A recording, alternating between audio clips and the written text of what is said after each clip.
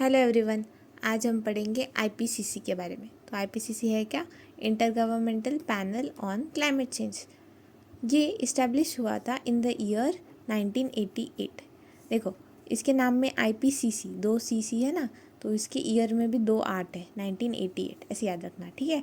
तो IPCC inter governmental panel on climate change in the year 1988 किसने किया था? World meteorological organisation, WMO, world meteorological organisation और united nation का environment programme. ये क्लाइमेट चेंज के लिए, ठीक है। तो क्लाइमेट वाले लोग आ गए और अभी क्लाइमेट चेंज से कौन इफेक्ट होता है? एनवायरनमेंट। इसलिए UNEP, united nations environment programme, जिसका हेडक्वार्टर कहाँ पे है? हमने पढ़ा था ये वन पेजर में। जिसका हेडक्वार्टर है केन्या में। कहाँ? केन्या में नायरोबी, उसकी कैपिटल में UNEP का हेडक्वार्टर है।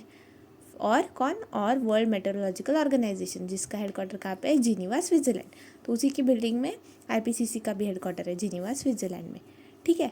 तो ये वर्ल्ड मेटेरोलॉजिकल ऑर्गेनाइजेशन क्या है? ये यूनाइटेड नेशन की स्पेशलाइज्ड एजेंसी है, ठीक है। और यूनाइटेड नेशंस एनवायरनमेंट प्रोग्राम तो है ही UN का पार्ट। तो इंटर गवर्नमेंटल पैनल और क्लाइमेट चेंज इन दोनों ने मिलकर बनाया है, तो ये भी एक यूनाइटेड नेशंस की बॉडी है, ठीक है। इसका काम क्या है अभी? ये ऑब्जेक्टिव क्या है? क्यों बनाया है ये? ऑलरेडी हमारे पास अलग अलग ऑर्गेनाइजेशन है। ये बनाया है इसलिए ताकि to provide governments at all levels with scientific information that they can use to develop climate policies. तो क्लाइमेट चेंजेस में अलग अलग चीज़ें अभी आजकल हो रही है, तो वो सारी इन्फॉर्मेशन अच्छे से स्क्रूटिनी करके, एसेस करके गवर्नमेंट्स को देनी है। तो ये सब काम कौन करता है? आईपीसीसी करता है, ठीक है। फिलहाल इसके कितने मेंबर्स हैं? 195 मेंबर्स है, 195 मेंबर्स है। और ये ऑर्गेनाइजेशन है गवर्नमेंट्स का, जो कि मेंबर है यूनाइटेड नेशंस और या फिर WMO के।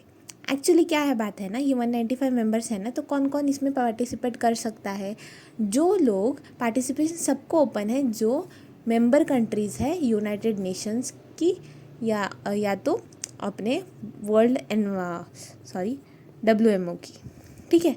तो यूनाइटेड नेशंस या वर्ल्ड मेट्रोलॉजिकल ऑर्गेनाइजेशन, इन दोनों में किसी एक में भी होगा ना, तो आप बन सकते हैं क्या? आप बन सकते हैं आईपीसीसी के मेंबर, ठीक है। तो आईपीसीसी क्या खुद रिसर्च करता है? नहीं, ये खुद का रिसर्च नहीं करता। ये इंपॉर्टेंट पॉइंट है, स्टेटमेंट में अगर पूछ ले तो it does not conduct its own research. तो क्या करता है ये ना? इसका वर्किंग ग्रुप होते हैं, 3 वर्किंग ग्रुप होते हैं और एक टास्क फोर्स होती है, ठीक है। ये थोड़ा पता होना चाहिए बस इसके लिए। तो physical science basis of climate change, climate change के पीछे क्या जनरल साइंस है वो। फिर सेकंड है इसके क्लाइमेट चेंज के impacts, adaptation and vulnerability study करने वाला एक वर्किंग ग्रुप, और मिटिगेशन ऑफ क्लाइमेट चेंज वाला एक वर्किंग ग्रुप। एक टास्क फोर्स होता है जो कि national green house gas inventories के बारे में पढ़ता है, ठीक है। तो अभी मैंने तो बोला कि ये रिसर्च कंडक्ट नहीं करते, तो ये सब कैसे पढ़ते हैं?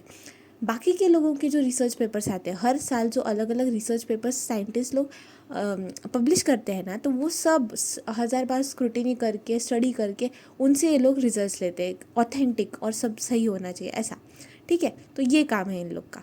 हेडक्वार्टर हमने देखा जेनीवा, स्विट्जरलैंड में है।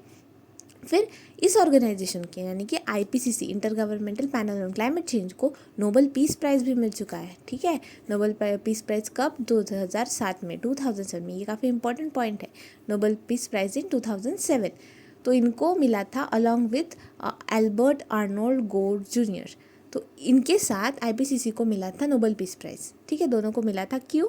क्योंकि इनके एफर्ट्स थे किस चीज़ के लिए? To build up and disseminate greater knowledge about man-made climate change and to lay the foundation for the measures that are needed to counteract such change। मतलब क्या? अभी मैं इंसान की वजह से जो भी क्लाइमेट चेंज हो रहा है उसके बारे में लोगों में जागरूकता फैलाना, उसके बारे में लोगों को और बताना, ज़्यादा इन्फॉर्मेशन देना, और उसके बाद कि क्या करना चाहिए आगे हमें ये सब रोकने के लिए। तो उसके लिए फाउंडेशंस अच्छे से बनाना, अच्छे मेजर्स सजेस्ट करना, ये सब काम किसका है? आईपीसीसी का, ठीक है। तो अभी ये पढ़ ही लिया है। तो नोबेल पीस प्राइज़ के बारे में हमने देखा, आईपीसीसी को मिला है। तो नोबेल प्राइज़ कौन सी 6 कैटेगरीज में मिलता है? बस 6 कैटेगरीज में मिलता है, ठीक है। और कौन सी होती है वो? एक physics, chemistry, medicine, literature, peace और इकोनॉमिक साइंस। देखो, फिजिक्स केमिस्ट्री तो याद रहेगा, फिजिक्स केमिस्ट्री, केमिस्ट्री से मेडिसिन भी याद रख लेना। तो फिजिक्स मिलता है, केमिस्ट्री में मिलता है, मेडिसिन में मिलता है, ठीक है।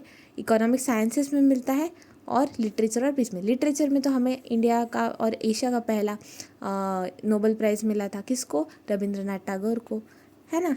तो इनको नोबेल प्राइज़ मिलने वाले पहले भारतीय थे ये। और इनको मिला क्यों था, गीतांजलि के लिए, इनका लिटरेरी वर्क था गीतांजलि, उसके लिए मिला था नोबेल प्राइज़। तो लिटरेचर फिर पीस में देते ही है, और इकोनॉमिक साइंसेस। तो ये 6 कैटेगरीज है जिन पे नोबेल प्राइज़ दिया जाता है, ये भी हमें याद रखना है। तो आज पढ़ा हमने आईपीसीसी के बारे में, 1988, 195 members by WMO and UNEP, united nations की बॉडी है, खुद रिसर्च नहीं करती, बाकी सब रिसर्च करके देती है, उस पर सब बताती है। Headquarter Geneva Switzerland. Nobel peace prize मिला था 2007 में। नोबेल प्राइज़ दिया जाता है physics, chemistry, medicine, literature, peace, economic sciences में। So that's it for the day. Thank you.